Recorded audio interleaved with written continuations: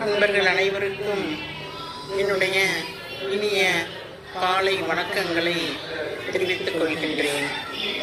இந்த போட்டோவில் இருக்கும் சித்தர் பழனியில் உள்ள கணக்கம்பட்டி பழனிசாமி சித்தர். இவங்க சித்தர் என்ன சொல்றாங்க தெரியுமா? சித்தருடைய வாக்கு, உன்னுடைய தேவைகளுக்கு மட்டுமே நினைப்பதை விடுத்து சதா சர்வகாலமும் என்னை நினைத்துப்பார்.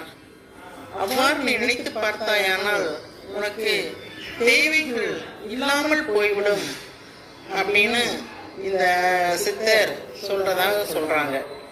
அதாவது நம்ம ஏதாச்சும் ஒரு பிரச்சனை, ஒரு தேவை அப்படின்னா தான் கடவுளை போறோம், சித்தரை பார்க்க போறோம்.